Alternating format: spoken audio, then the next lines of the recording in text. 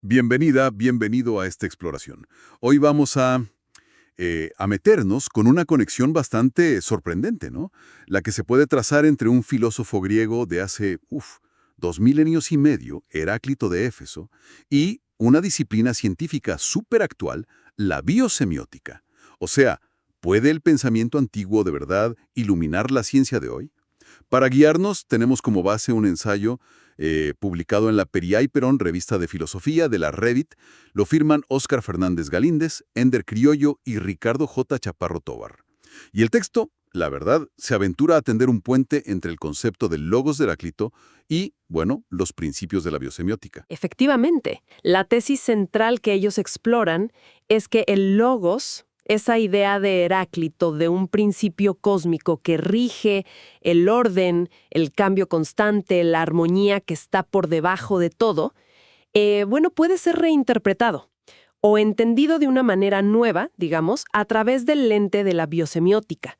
Y proponen un concepto bien específico para articular esta conexión, la endoepignosemiosis. Endoepignosis. Sí, suena un poco a trabalenguas, pero seguro tiene sustancia. Nuestra misión hoy es desglosar esto. Primero, refrescar quién fue Heráclito y qué quería decir con eso del logos. Luego, entender qué estudia la biosemiótica. Después, explorar cómo estos autores conectan esos dos mundos y, finalmente, captar el significado de esa palabra, endoepignosiosis, sobre todo para el autoconocimiento. Así que, bueno, vamos a ello.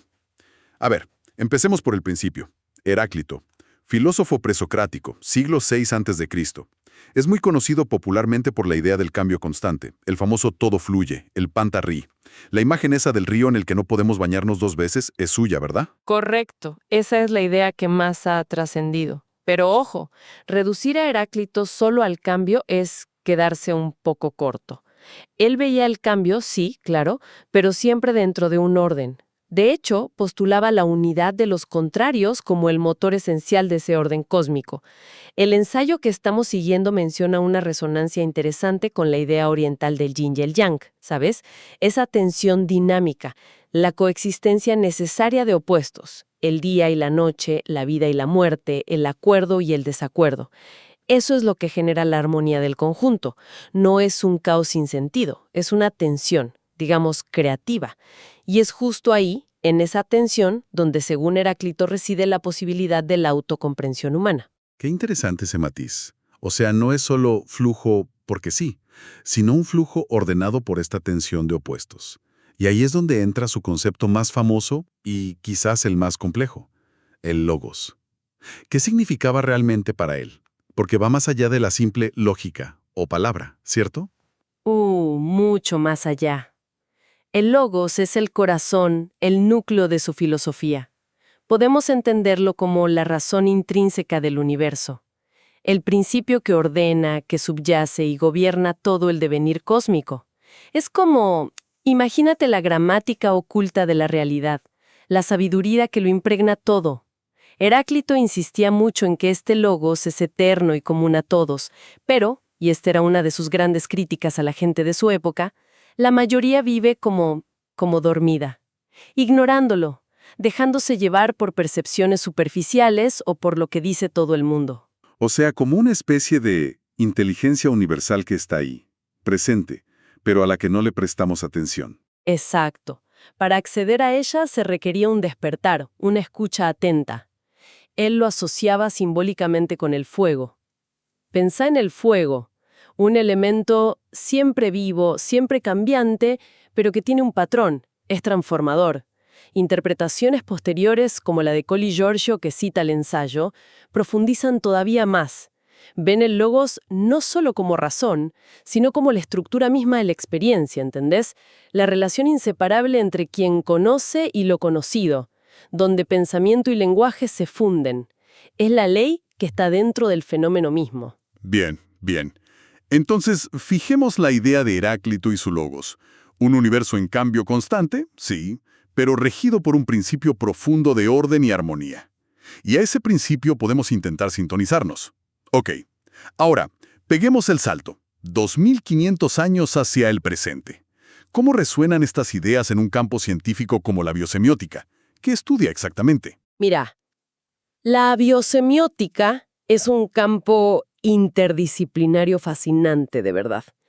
Estudia la vida en todas sus manifestaciones, desde las moléculas hasta los ecosistemas completos, pero la entiende fundamentalmente como un fenómeno de comunicación, un proceso basado en signos. La premisa es, bueno, es audaz. La vida es semiosis. O sea, la vida es producción, interpretación y comunicación de signos. Comunicación.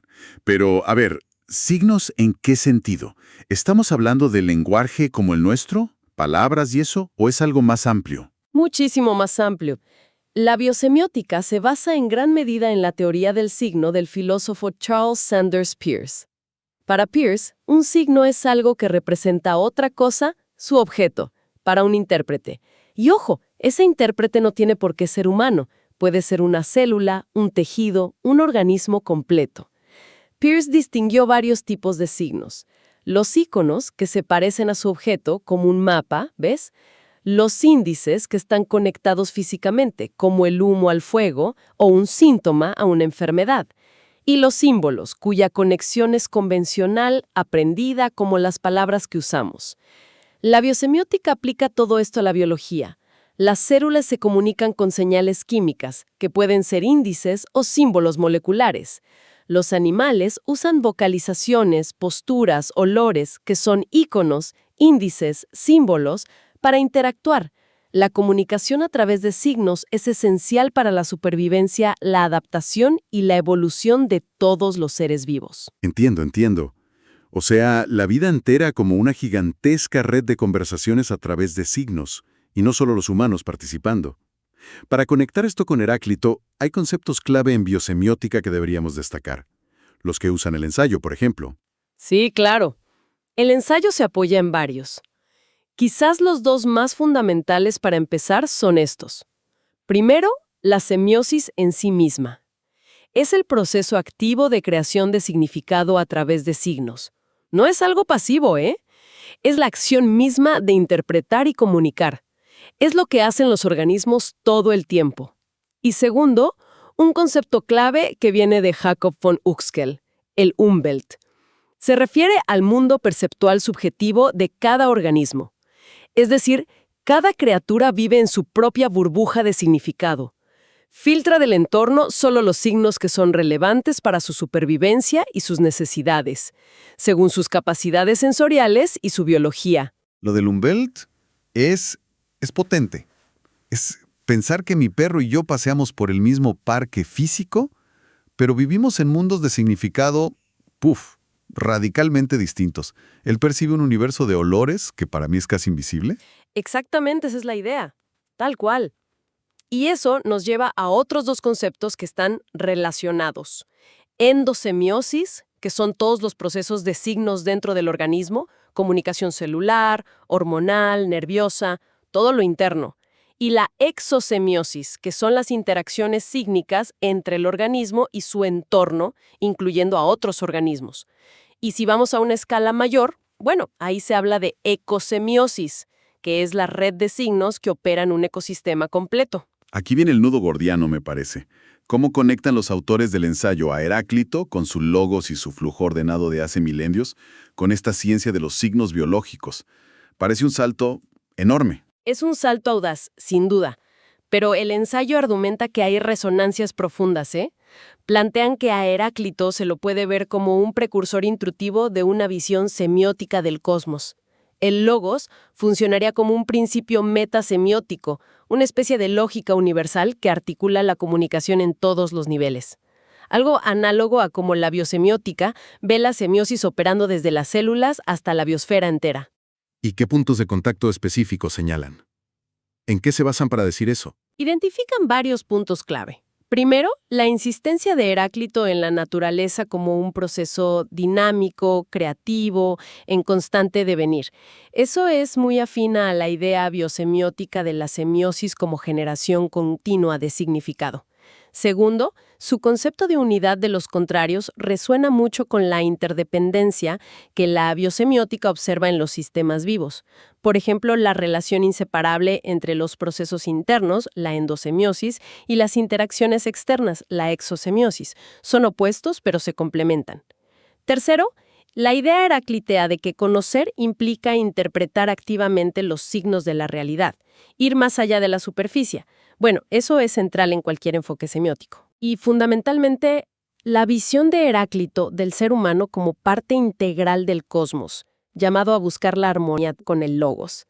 Eso encaja perfectamente con la perspectiva ecológica y sistémica de la biosemiótica, que nos ve como nodos en una red de comunicación vital. Es una perspectiva súper intrigante. No están diciendo que Heráclito era un biosemiótico, claro está, sino que su filosofía contenía como semillas de esta visión, una especie de intuición filosófica profunda, que ahora la ciencia empieza a explorar con otras herramientas. Precisamente, tal cual, una visión avant la lettre, como sugiere el texto, adelantada a su época. Y es justo aquí donde introducen su concepto original para tender ese puente de forma más explícita, la endoepignosemiosis. Endoepignosemiosis. A ver, desglosemos. Endo, interno. Gnosis, conocimiento. Semiosis, proceso de signos. ¿Y el epi qué hace ahí? O además de. Aquí la idea es un conocimiento que se construye sobre o a través de la interpretación de los signos internos. Los autores lo definen como el proceso de autoconocimiento que emerge de la interpretación consciente, reflexiva y, muy importante, crítica de los signos que provienen del propio organismo. ¿Y qué tipo de signos internos serían esos? Ejemplos concretos. Pues todo el espectro imaginable.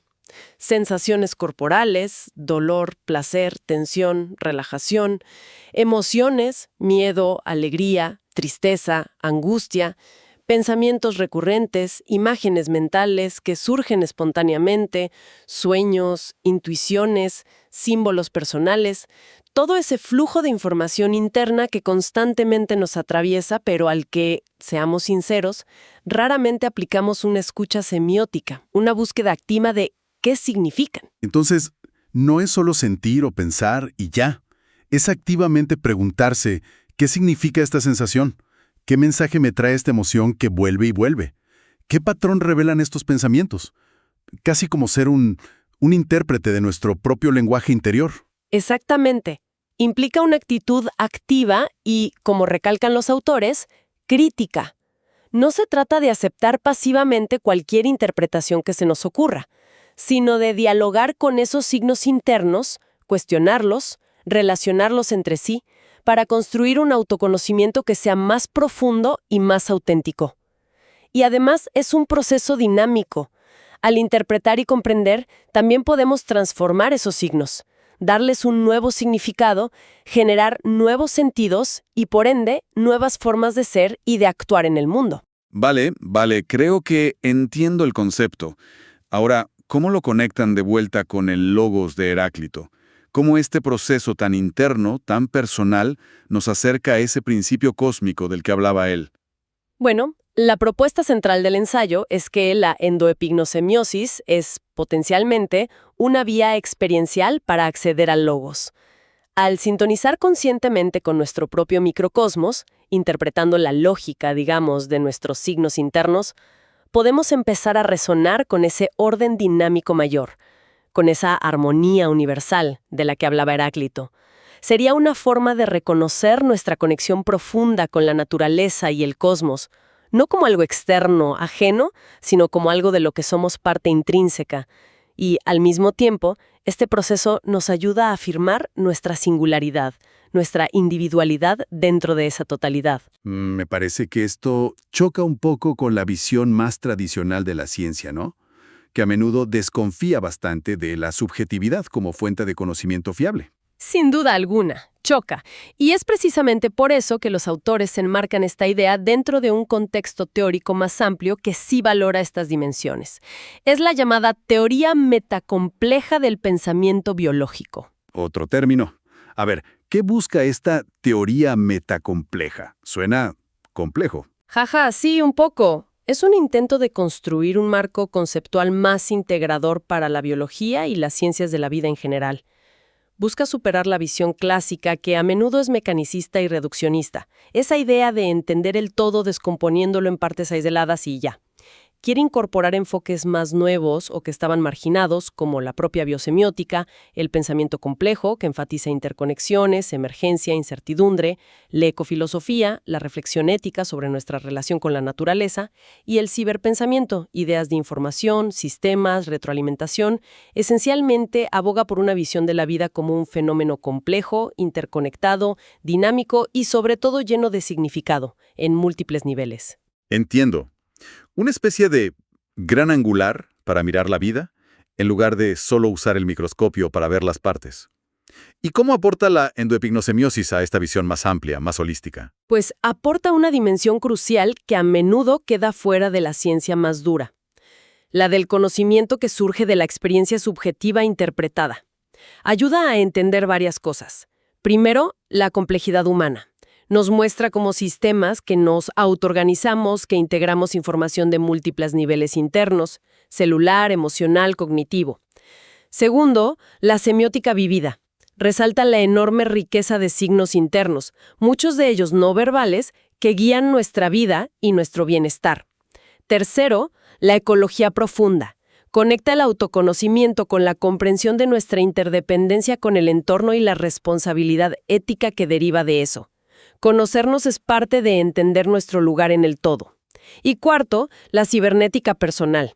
Muestra cómo usamos esa información interna, ese feedback constante, para regularnos, adaptarnos y expresarnos en el mundo. Así que la endoepignosemiosis, esta idea de interpretar nuestros signos internos, no es solo una lectura curiosa de Heráclito, sino que se propone como una pieza relevante para construir una ciencia de la vida más holística, más conectada con la experiencia humana real. Esa es la propuesta del ensayo, exactamente. En esencia, lo que hemos recorrido hoy es un diálogo fascinante, ¿no?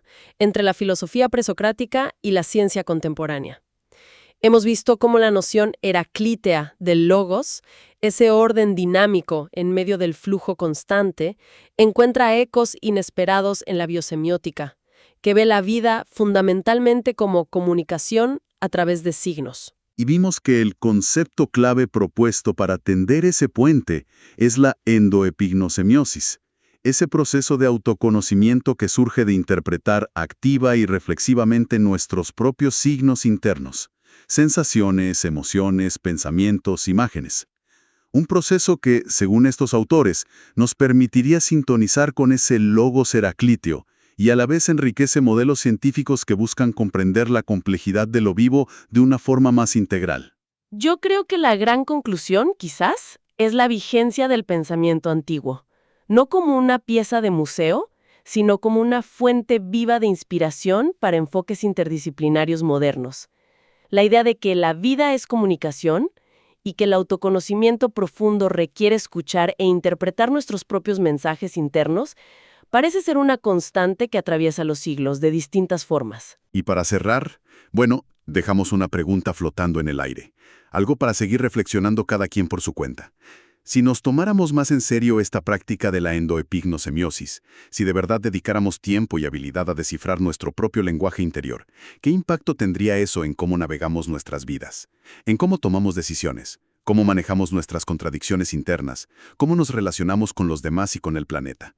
Podría, quizás, cambiar nuestra sensación de ser, no entidades aisladas, sino partes conscientes y activas de redes mucho más vastas.